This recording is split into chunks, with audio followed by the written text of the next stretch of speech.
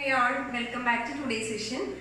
And today we will go to an important topic related to current electricity, that is potentiometer. Generally, children feel very difficulty in doing problems and questions related to potentiometer, both theory as well as problems. Okay, again this is a quick revision session, so we will go to important points of potentiometer one by one, with theory questions as well as problems. So I'll give you the tricks to solve problems with example questions along with this discussion. Okay, now coming to potentiometer, first of all, the first thing you have to study is you have to understand the circuit diagram of the potentiometer, because that is very important. Without the knowledge of circuit diagram of potentiometer, you will not be able to do any theory questions or problems. Okay, so let us go to the circuit diagram. Before that, what is potentiometer? Potentiometer is a device to measure potential difference of a circuit without drawing any current from that circuit. It is a device to measure potential difference of a circuit without drawing any current from the circuit. Now, circuit in current draw cheyunnilla. So it is known as an ideal voltmeter. Now, that is a question. So potentiometer is known as an ideal voltmeter because it does not draw any current from the circuit whose potential difference is to be measured. So that is the first point. Now, null deflection method. What is null deflection method? It is nothing but the circuit is not supplying any current to the potentiometer. Now we have to analyze two circuits for potentiometer. One is primary circuit and second one is secondary circuit. A circuit okay, so let us go to the primary circuit. Primary circuit of a potentiometer consists of a driving cell. Let us call that primary cell as EP. E1, E2 in order to avoid confusion, and EP represent. So let us mark it as EP, which is connected to one end of the potentiometer. Again, potentiometer can be equivalently drawn as like this, that is 10 wires stretched on a wooden board as in your lab. Okay, or it is it can be represented as a stretched wire AP like this. Both this represent potentiometer circuit. Okay, it is an equivalent circuit. This is the actual wooden circuit of the potentiometer. Now EP is the driving cell. That is the potentiometer ne activate cheyan nammal kodukkunna cell aanu driving cell. This EP is connected to a key here, and it is connected to a rheostat. I will take it as RH, okay, rheostat, and rheostat of resistance RH. Again, it is connected to the point B. This circuit close primary cell current flow. That is potential difference. Let us take that voltage of the wire as V of wire. Okay, potential difference across S2 or potential difference across S2. Okay, now this primary cell drive help. That is point. This primary circuit. Okay, now secondary circuit. Again, you can draw secondary circuit here. It depends on the situation. You can EMF measure a key, a galvanometer, again a sliding jockey. Again, this can also be drawn like this. So let me call it as EMF E. Again, this is connected to a key here. Again, galvanometer. Again, sliding on that. Okay, let us go to the potential gradient. That term we will problem oriented important potential gradient. I hope you primary circuit okay.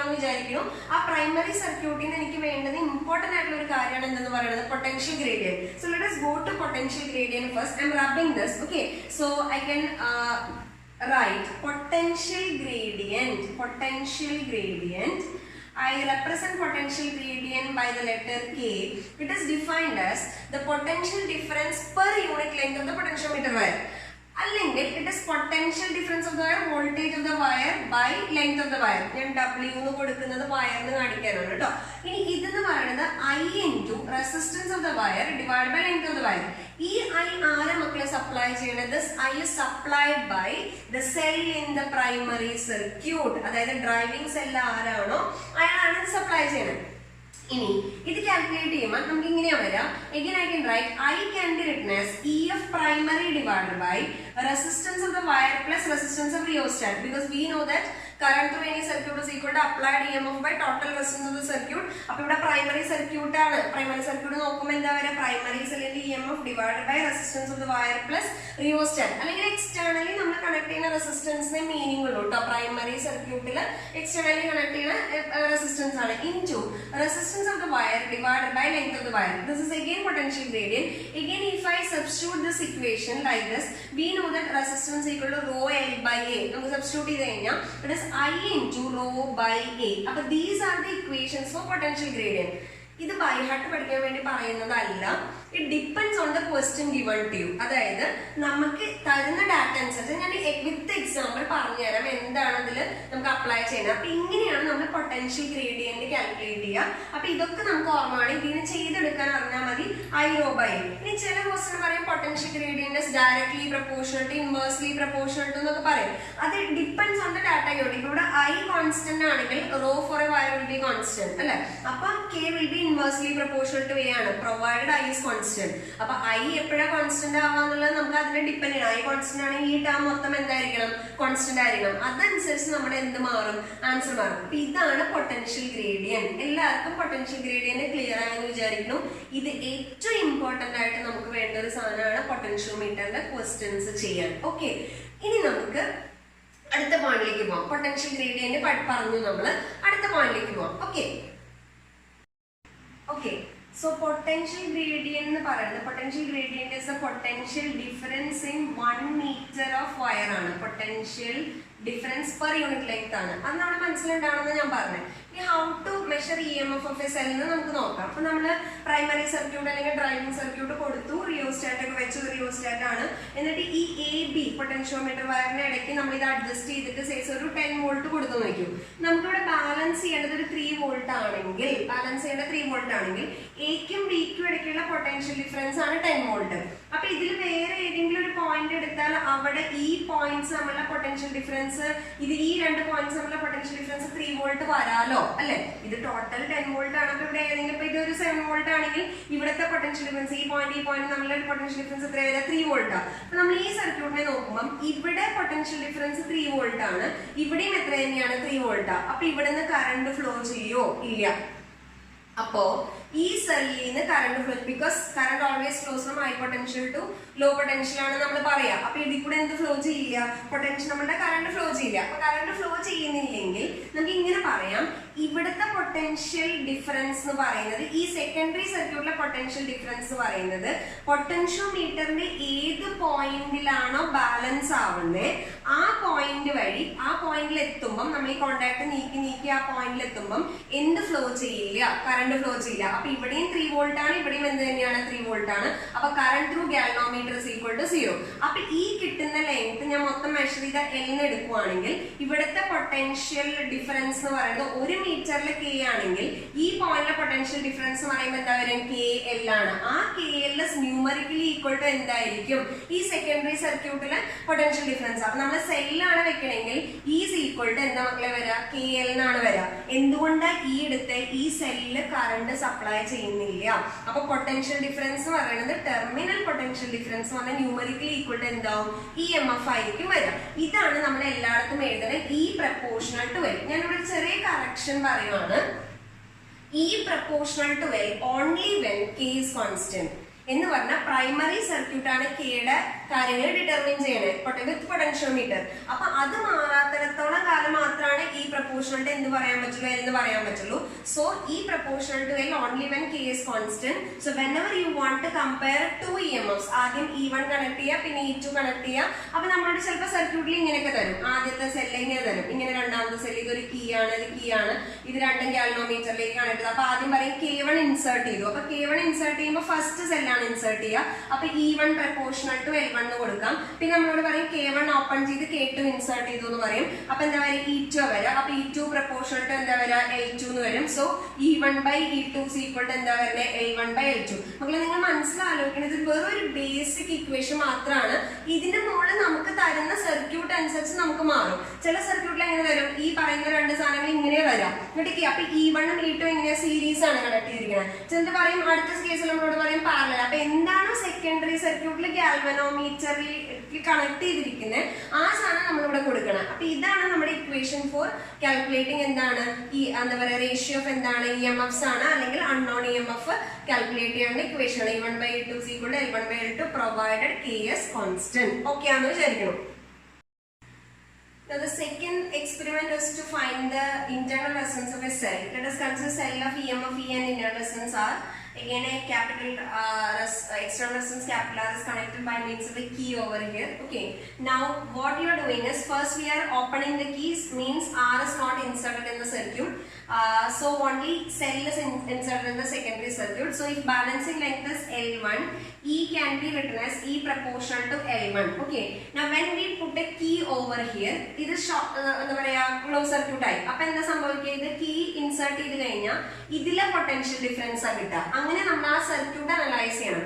ഈ സാധനത്തിന്റെ potential difference ആ, ഇതിന്റെ potential difference എന്ന് പറയുന്നത് ഈ പറയുന്ന external റെസിസ്റ്റൻസിന്റെ potential difference ആണ്. അപ്പൊ ഈ സർക്യൂട്ടിൽ കൂടെ കറണ്ട് ഉണ്ടാവും, ഇതിൽ കൂടെ ഉണ്ടാവാലോ. എക്സ്റ്റേണൽ റെസിസ്റ്റൻസിന്റെ പൊട്ടൻഷ്യൽ ഡിഫറൻസ് ആണ്. അപ്പൊ അതെന്താ വരാ, IR ആണ്. IR പ്രൊപ്പോർഷണൽ ടു L2 ആണ്.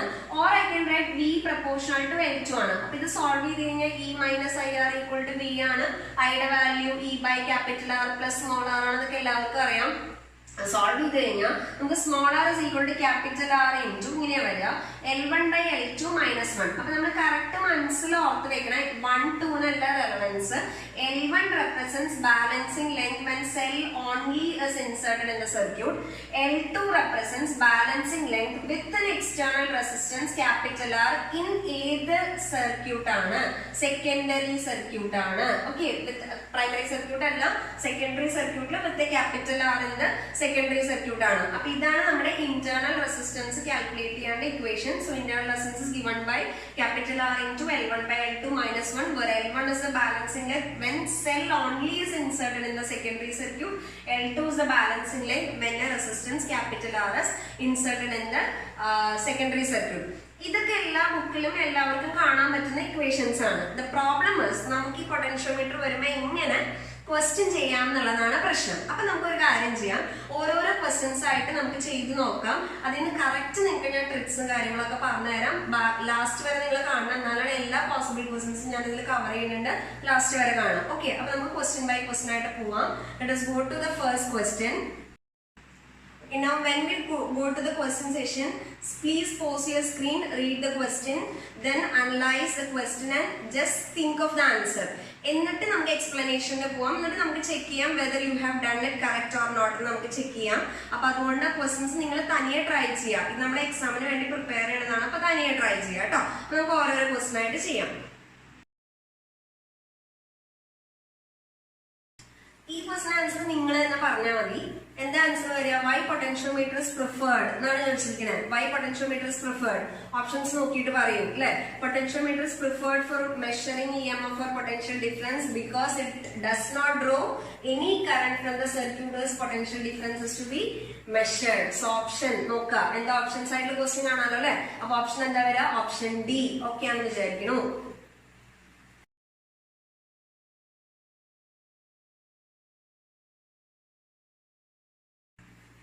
ഈ ക്വസ്റ്റ്യനിൽ length of the potentiometer wire കൂട്ടി കഴിഞ്ഞു കഴിഞ്ഞാൽ ബാലൻസിംഗ് പോയിന്റ് എങ്ങനെ എഫക്ട് ചെയ്യും എന്നാണ് ചോദിച്ചിരിക്കുന്നത്.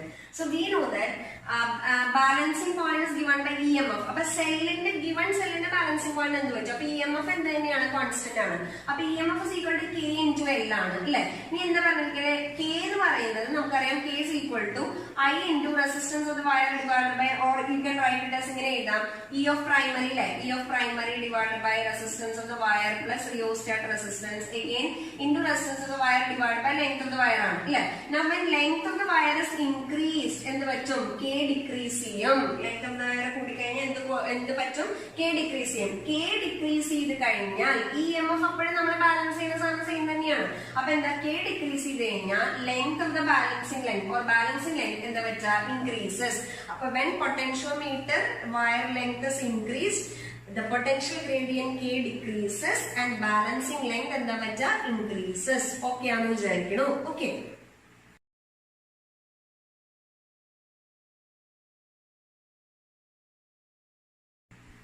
okay, sensitivity, ഇതാണ് question. So what is sensitivity? Sensitivity എന്ന് പറയുന്നത് ability to balance very small EMFs or very small potential difference എന്നാണ് പറയാം. It is reciprocal of potential gradient. അങ്ങനെയാണ് മാത്തമാറ്റിക്കലി നമ്മൾ മെഷർ ചെയ്യാം പൊട്ടൻഷ്യൽ. അപ്പൊ സെൻസിറ്റിവിറ്റി കൂട്ടണമെങ്കിൽ എന്താ ചെയ്യേണ്ടത്? Sensitivity can be increased by decreasing K. അപ്പൊ കെയുടെ സാധനം ആലോചിക്കണം. കെ എന്ന് പറയുമ്പോൾ എന്താ? K is equal to nothing but current through wire into resistance of the wire by length of the wire ആണ്.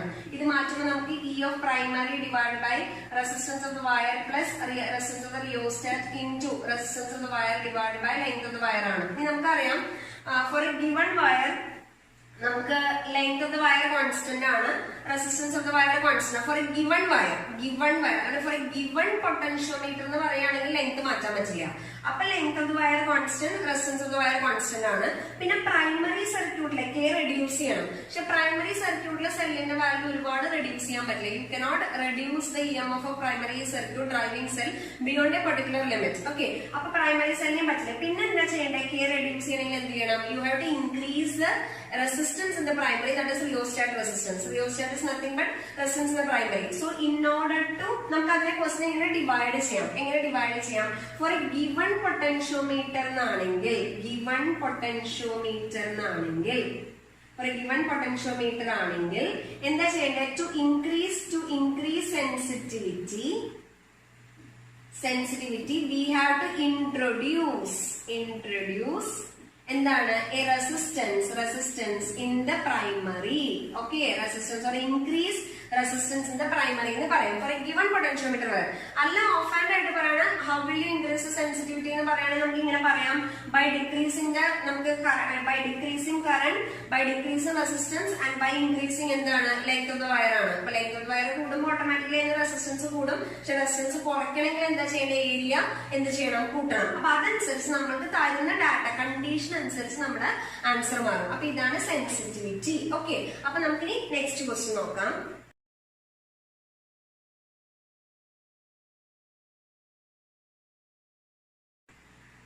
ഡയഗ്രാം കാണാൻ പറ്റുമായിരിക്കും അല്ലെ? നമ്മളോട് എന്താ വെച്ചിരിക്കുന്നത്?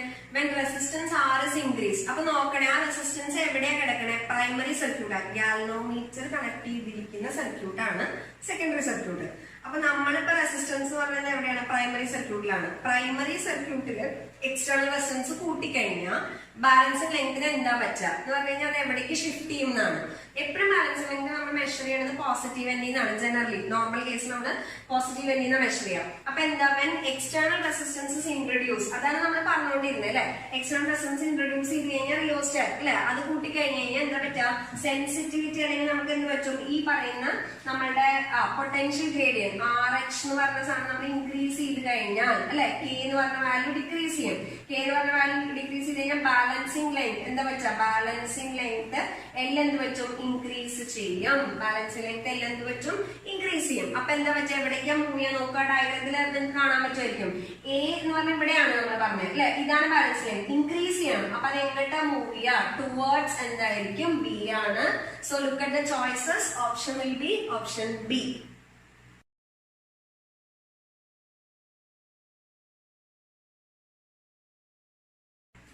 ഈ ക്വസ്റ്റ്യൻ നമ്മുടെ കൺസെപ്റ്റ് ക്ലിയർ ആവാനുള്ള ഏറ്റവും ഇമ്പോർട്ടന്റ് ആയിട്ടുള്ള ഒരു ക്വസ്റ്റ്യൻ തന്നെയാണ്. അപ്പൊ നമ്മൾ പറഞ്ഞ എപ്പോഴും സെക്കൻഡറി സർക്യൂട്ടിലാണ് ബാലൻസ് ചെയ്യാനുള്ള അല്ലെങ്കിൽ EMF കാൽക്കുലേറ്റ് ചെയ്യാനുള്ള വെക്കുക. പ്രൈമറി സർക്യൂട്ടിലാണ് ഓൾറെഡി നമുക്ക് വോൾട്ടേജ് തന്നിട്ടുണ്ടാവും. സോ എപ്പോഴും പ്രൈമറി സർക്യൂട്ടിന്റെ EMF should be greater than secondary circuit ആണ്. പ്രൈമറി സർക്യൂട്ട് അപ്പൊ നമുക്ക് ഇവിടെ 5 വോൾട്ടും 10 വോൾട്ടും ആണ് നമ്മൾ എന്ത് ചെയ്യേണ്ടത്? ബാലൻസ് ചെയ്യേണ്ടത്. അപ്പൊ എന്ത് ചെയ്യണം? നമ്മുടെ പ്രൈമറി സർക്യൂട്ടിന്റെ വോൾട്ടേജ് നമ്മൾ greater than 5 volt and 10 volt വെക്കണം. അല്ലാതെ 8 വോൾട്ടോ അല്ലെങ്കിൽ അതിന്റെ കൂടെ 4 വോൾട്ടോ 6 വോൾട്ടോ ഒന്നും പറ്റില്ല. അപ്പൊ ഗ്രേറ്റർ ദാൻ 10 വോൾട്ടുള്ള ഒരു വാല്യൂ നമ്മൾ വെക്കണം. പിന്നെ നമ്മൾ എന്താ? അപ്പൊ ഇപ്പൊ നമ്മൾ ഒരു 15 വോൾട്ട് വെച്ച് നോക്കാം. 15 വോൾട്ട് മൊത്തം വരില്ലല്ലോ, കാരണം ആരെയും കൂടെ നമ്മൾ വെച്ചിട്ടുണ്ട്? റിയോസ്റ്റാറ്റ് വെച്ചിട്ടുണ്ട്. അപ്പൊ നമ്മൾ റിയോസ്റ്റാറ്റ് അഡ്ജസ്റ്റ് ചെയ്യുന്നത് എങ്ങനെയാണ്? നിങ്ങൾക്ക് ബാലൻസ് ചെയ്യാനുള്ളത് 5 വോൾട്ട് ആണെങ്കിൽ, 5 വോൾട്ടിനെക്കാട്ടി കൂടുതൽ നിങ്ങളുടെ വയറിനെ ക്രോസ് വരണം. നിങ്ങൾക്ക് ബാലൻസ് ചെയ്യാനുള്ള 10 വോൾട്ട് ആണെങ്കിൽ 10 വോൾട്ടിനെക്കാട്ടി കൂടുതൽ വരണം. അപ്പൊ നമ്മുടെ പ്രൈമറി സെല്ലിന്റെ EMF എങ്ങനെ ചൂസ് ചെയ്യണം? ബാലൻസ് ചെയ്യാനുള്ള സെല്ലിനെക്കാട്ടി കൂടുതൽ ചൂസ് ചെയ്യണം. നമുക്ക് ഓപ്ഷൻസ് നോക്കാം. അപ്പൊ 8 വോൾട്ട് പറ്റില്ല, അപ്പൊ 15 വോൾട്ട് ആവാം. In such a way that rheostat should be adjusted. എങ്ങനെയായിരിക്കണം? Voltage should be greater than എന്താണ്? 10 വോൾട്ട്. എന്നാൽ മാത്രമേ ഒരൊറ്റ എക്സ്പെരിമെന്റിൽ നമുക്ക് അത് രണ്ടും കൂടെ എന്ത് ചെയ്യാൻ പറ്റുള്ളൂ? കമ്പയർ ചെയ്യാൻ പറ്റുള്ളൂ. അപ്പൊ നമ്മുടെ ചോയ്സ് എന്താ വരിക? ഓപ്ഷൻ ബി ആണ് നമ്മുടെ ആൻസർ വരിക. ഓക്കെ ആണെന്ന് വിചാരിക്കണോ?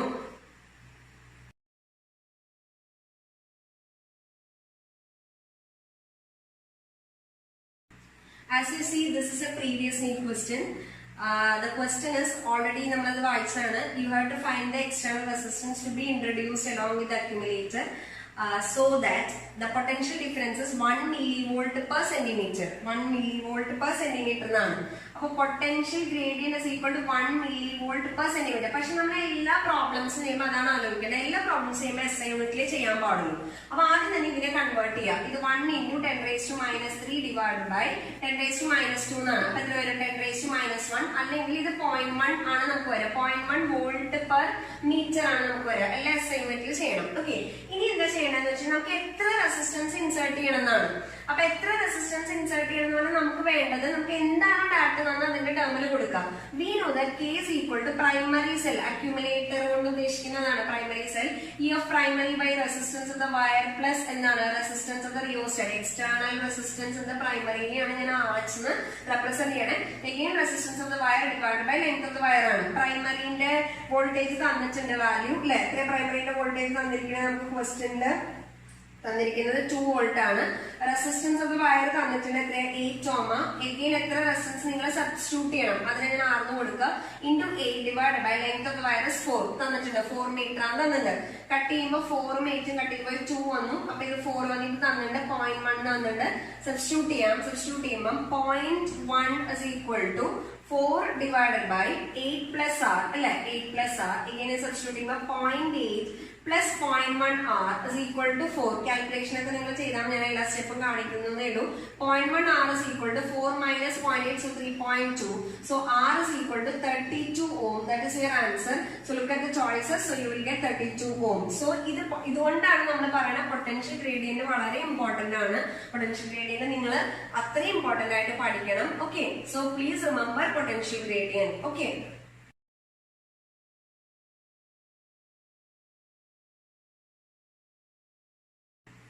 Resistivity is given to area, given to current is given to potential gradient. Voltage per unit length. Data potential gradient can be calculated I rho by A.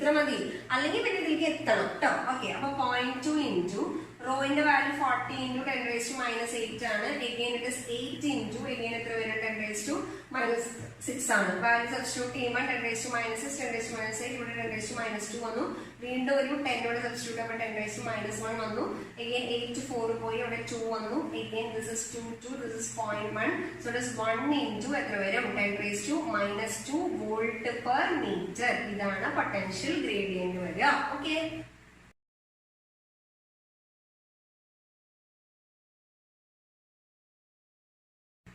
Again an APMT question.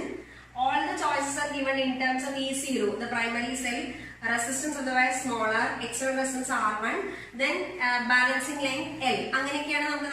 Resistance of the wire small L and capital L in terminal. Small L balancing length, capital L length of the wire. EMF proportional to KL choice K primary cell in the EMF divided by resistance of the wire, resistance of the external rheostat, again resistance of the wire divided by length of the wire into length. The value resistance of the wire small r, external resistance R1, length of the wire capital L, value E0 small r divided by capital E small r plus R1. Small r length of the wire capital L again L by capital L. Now we step 2 second answer potential gradient primary circuit correct analyze second galvanometer connect secondary circuit. Okay,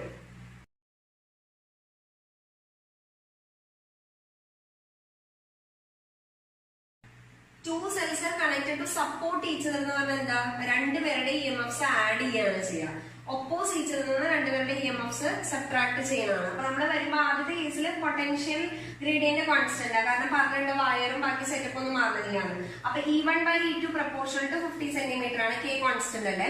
E1 minus E2 proportional to എന്താ പറയുക 10 centimetre. ഇതില് E1 ആണോ E2 ആണോ വലുതൊന്നും പറഞ്ഞിട്ടില്ല, നമുക്ക് just എടുക്കാം 1 > 2 എടുക്കാം. അപ്പൊ E1 plus E2 divided by E1 minus E2 is equal to എന്താ വരിക 5/1 വന്നു. ഒന്ന് ക്രോസ് മൾട്ടിപ്ലൈ ചെയ്യുമ്പോൾ E1 plus E2 is equal to എന്താ വരിക 5E1 മൈനസ് 5E2 എന്ന് വന്നു. E1 ന്റെ ടേംസ് ഒക്കെ ഒരു സൈഡിലേക്ക് നിർത്തുക, E2 ന്റെ ടേംസ് അടുത്ത സൈഡിലേക്ക്. അപ്പൊ 6E2 is equal to എനിക്ക് വരാം 4E1 ആണ്. നമുക്ക് E1/E2 ആണോ E2/E1 ആണോ അതിൽ ഏതെങ്കിലും ഒരു ചോയ്സ് തരുള്ളൂ. ഏതാ വലുതെന്ന് പറഞ്ഞിട്ടില്ലെങ്കിൽ ഏത് ചോയ്സ് തരുള്ളൂ ആണ്. ഞാൻ തൽക്കാലം E1/E2 എന്ന് കണ്ടുപിടിക്കുക. E1/E2 is equal to എന്താ വരാ E1/E2. അപ്പൊ എത്ര വരാം 6/E2 കൂടെ വരും അല്ലെ. അപ്പൊ 6/4 എന്ന് വരും. ഇത് ഈക്വൽ ടു 3/2. അത് ഇവൻ E1 is greater than E2 3/2. ഇപ്പൊ 3/2 ആൻസർ ഇല്ലാന്ന് വെക്കും. അപ്പൊ അവർ ചെയ്തിട്ടുണ്ടാവും E2 greater than E1 ആയിരിക്കും. അപ്പൊ എന്താ ആൻസർ വരിക E2/E1 ചെയ്യാം. അപ്പൊ എത്ര വരും 2:3. അപ്പൊ ഇതിലിപ്പോ 3/2 ഉണ്ടെങ്കിൽ അത് കൊടുക്കുക, അല്ലെങ്കിൽ 2/3. Since it is not given that whether E1 is greater than E2 or E2 is greater than E1. Okay ആണല്ലോ. ഞാൻ ഇവിടെ അസ്യൂം ചെയ്ത ഏത് വലുതാണ് അവിടെ E1 greater than E2 ആണ്. ഓക്കെ ആണെന്ന് വിചാരിക്കുന്നു. Okay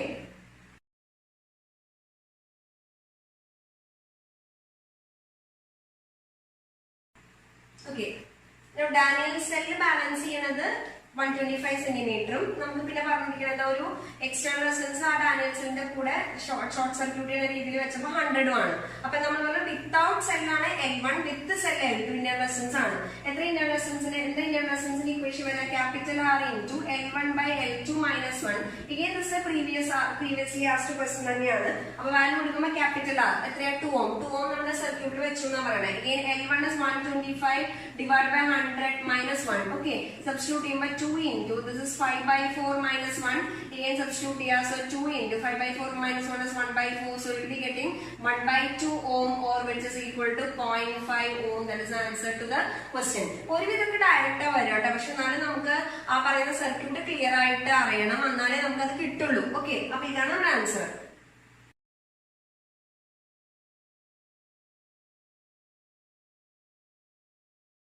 Now in this question, given that initial potentiometer is connected between AB എന്ന് പറഞ്ഞാൽ ഏത് സെല്ലിനെ ബാലൻസ് ചെയ്തിരിക്കണേ E1. അപ്പം given potentiometer അപ്പൊ K കോൺസ്റ്റന്റ് ആണ്. അപ്പൊ E1 proportional to 300 centimetre. Okay given that AB connect ചെയ്യുമ്പോൾ 300 ആണ്. ഇനി AC എന്ന് പറയുമ്പോൾ എന്താ ഈ രണ്ട് സെല്ലിലും സർക്യൂട്ടിൽ എന്താ പറയാ നമ്മൾ ഇൻട്രൊഡ്യൂസ് ചെയ്തു. പക്ഷെ സെല്ലുകൾ നോക്കി പൊളാരിറ്റി റിവേഴ്സ് ചെയ്തിട്ട് ഇതൊക്കെ നമ്മുടെ മനസ്സിലുണ്ടാവണം. കറക്റ്റ് പൊളാരിറ്റി ആണോ തിരിച്ചാണോ നമുക്ക് മനസ്സിലുണ്ടാവണം. അപ്പൊ എന്താ പറയുക E1 E2 ഇത് തിരിച്ചാണ്. അപ്പൊ എന്താ E1 minus E2 proportional to തന്നിട്ടുണ്ട് 100 സെന്റിമീറ്റർ. പൊട്ടൻഷ്യോമീറ്റർ മാറുന്നില്ലല്ലോ. ഇനി എന്താ ചെയ്യേണ്ടത്, നമുക്ക് E1 E2 വാല്യൂ ആണ് E1/E2 ആണ് ചോദിച്ചിരിക്കുന്നത്. അപ്പൊ ഞാൻ ചെയ്യുമ്പോൾ E1 minus E2 is equal to എത്ര വന്നു 300/100. 300/100 so it is equal to 3/1. Cross multiply ചെയ്യുമ്പോൾ എനിക്ക് എന്താ പറയാ E1 is equal to 3E1 minus 3E2 അല്ലെ. അപ്പൊ ഞാൻ ഇങ്ങനെ നേരത്തെ പോലെ തന്നെ E1 ഒരു സൈഡിലേക്ക് E2 മറ്റേ സൈഡിലേക്ക് 3E2 is equal to 2E1 വന്നു. നമുക്ക് വേണ്ടത് E1/E2 അല്ലേ. E1/E2 is equal to എത്ര വരും E2 കൂടെ വന്നു. E1/E2 വരുമ്പോ 3/2 ആൻസർ വന്നു. ഇപ്പൊ E2/E1 ആണെങ്കിൽ 2/3, E1/E2 ആണെങ്കിൽ 3/2. ഇവിടെ ഇങ്ങനെ പറഞ്ഞെങ്കിൽ E1 greater than E2 ആണ് കേട്ടോ. അല്ല E2 greater than E1 പറഞ്ഞെങ്കിൽ ഇത് കൂടുതലാ. അപ്പൊ നമ്മളിവിടെ എഴുതുമ്പോൾ അത് ക്വസ്റ്റ്യനിൽ ചിലപ്പോൾ തരും. അപ്പൊ ഇവിടെ നമ്മൾ അസ്യൂം ചെയ്ത് E1 greater than E2. ചില സമയത്ത് നമുക്ക് തെറ്റിക്കാം, നമ്മളെ തെറ്റിക്കാൻ വേണ്ടി ക്വസ്റ്റ്യൻ ഇടും. അപ്പൊ E2 greater than E1 ആണെങ്കിൽ ഇവിടെ നിങ്ങൾ എന്ത് കൊടുക്കണം E2 മൈനസ് E1 കൊടുക്കണം. അപ്പൊ നേരെ തിരിഞ്ഞ് നമുക്ക് ആൻസർ വരും. എന്താ ആൻസർ വരിക E2 greater than E1 ആണെങ്കിൽ E1/E2 എത്ര വരും 2/3. നേരെ തിരിഞ്ഞ് നമുക്ക് ആൻസർ വരും. അപ്പൊ അത് നോക്കാം, ചെയ്ത് നോക്കാം കേട്ടോ. ചെയ്ത് E2 മൈനസ് E1 എന്നുള്ളത് ചെയ്ത് നോക്കാം. ഓക്കെ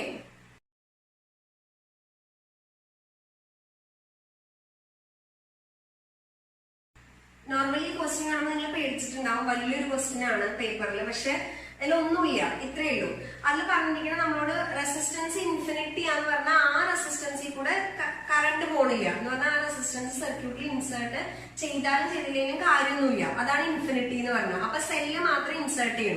അപ്പൊ ഇൻഫിനിറ്റി ആകുമ്പോൾ 3 മീറ്റർ ബാലൻസിങ് ലെങ്തും, അതുപോലെ ഇൻഫിനിറ്റി മാറി നമ്മൾ കൊടുക്കുന്ന വാല്യൂ എത്ര 9.5 ആകുമ്പോൾ നമുക്ക് എത്രയാ പറഞ്ഞിരിക്കണേ, ബാലൻസ് ലെങ്ത് തന്നിരിക്കുന്നത് 2.85 ആണെന്നാ പറഞ്ഞിരിക്കണേ. അപ്പൊ ബാലൻസ് ലെങ്ത് 2.85 റെസിസ്റ്റൻസ് 9.5 ഓം ഇൻട്രൊഡ്യൂസ് ചെയ്തപ്പോ നമുക്ക് വേണ്ടത് ഇന്റേണൽ റെസിസ്റ്റൻസ് ആണ്. എന്താ ഇന്റേണൽ റെസിസ്റ്റൻസ് നമുക്ക് എത്രയേ ഉള്ളൂ. അപ്പൊ കാണുമ്പോൾ വലിയ ക്വസ്റ്റ്യൻ പോലെ നമുക്ക് തോന്നുന്നതാണ്. ക്യാപിറ്റൽ R ഇൻറ്റു എന്താണ് L1/L2 - 1 അല്ലെ. സബ്സ്റ്റിറ്റ്യൂട്ട് ചെയ്യുമ്പോൾ this is 9.5 again this is 3 divided by 2.85 minus 1. Okay, substitute ചെയ്യുമ്പോൾ നമുക്ക് again സിംപ്ലിഫൈ ചെയ്യുമ്പോൾ 3 - 2.85 എന്നാൽ 0.15 വരും, ഡിവൈഡ് ബൈ again 2.85 വരും. again സബ്സ്റ്റിറ്റ്യൂട്ട് ചെയ്യുമ്പോൾ ഇത് ഒരു പോയിന്റ് എന്താണ് 3 ആണ് വരിക. 0.3 ഇത് സബ്സ്റ്റിറ്റ്യൂട്ട് ചെയ്യുമ്പോൾ നമുക്ക് വരിക എത്ര വരും, 0.5 എന്നാണ് ആൻസർ വരിക. സോ ആൻസർ വിൽ ബി 0.5 ഓം. ഇതാണ് ഇന്റേണൽ റെസിസ്റ്റൻസ്. ഓക്കെ,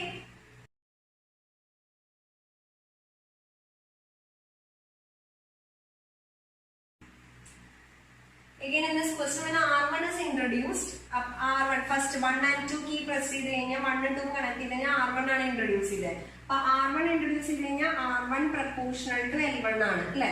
പിന്നെ 1 and 3 ഇൻട്രൊഡ്യൂസ് ചെയ്ത് കഴിഞ്ഞാൽ നോക്കൂ, സർക്യൂട്ടിൽ നോക്കൂ, 1 and 3 ഇൻട്രൊഡ്യൂസ് ചെയ്ത് കഴിഞ്ഞാൽ എന്താ വരിക, ആ 3 ഇപ്പുറത്തേക്കാണ്. അപ്പൊ എത്രയാ വരിക, ആറും എക്സും കൂടെ ഇൻട്രൊഡ്യൂസ് ചെയ്യണേ. അപ്പൊ R + X ആണ് പ്രപ്പോർഷണൽ ടു L2 എന്ന് പറയുന്നത്. ഇനി ആൻസർ ഒന്നും ഇങ്ങനെയല്ല, K × എന്നാണ്. അപ്പൊ ഞാനത് മാറ്റാൻ വേണ്ടിട്ട് ഇവിടെ R = K L1 എന്ന് കൊടുക്കുന്നു. ഇവിടെ ഞാൻ ഇങ്ങനെ R + X = K L2 എന്ന് കൊടുക്കുന്നു. ഓക്കെ, അപ്പൊ R ന്റെ വാല്യൂ K L1 കിട്ടി. എനിക്ക് X ന്റെ വാല്യൂ വേണം. X ന്റെ വാല്യൂ വേണമെങ്കിൽ ഇതിന് K L1 എന്ന് കൊടുക്കുക. അപ്പൊ K L1 + X = K L2. അപ്പൊ നമുക്ക് X വരാം, X = K × എന്താ പറയുന്നത് L2 - L1 എന്ന് വരും. ഇതാണ് നമ്മുടെ ആൻസർ. അപ്പൊ ഞാൻ പറഞ്ഞു വന്നത് ഇതൊക്കെ നമ്മൾ ആ സർക്യൂട്ട് അനലൈസ് ചെയ്യാം. 1 ഉം 2 കൂടെ പ്രസ് ചെയ്ത് ഏത് എന്താ പറയാ ഭാഗമാണ് നിങ്ങൾക്ക് പൊട്ടൻഷ്യോമീറ്ററിലേക്ക് ബാലൻസിംഗ് ലെങ്ത്തിന് കിട്ടുന്നത്, അല്ലെങ്കിൽ 1 ഉം 3 കൂടെ ആക്കി കഴിഞ്ഞാൽ ഏതാണ്, അത് നമുക്ക് എന്ത് ചെയ്യണം, അനലൈസ് ചെയ്യണം. അപ്പൊ ഇതാണ് നമ്മുടെ ആൻസർ. നമുക്ക് അടുത്ത ക്വസ്റ്റ്യൻ നോക്കാം.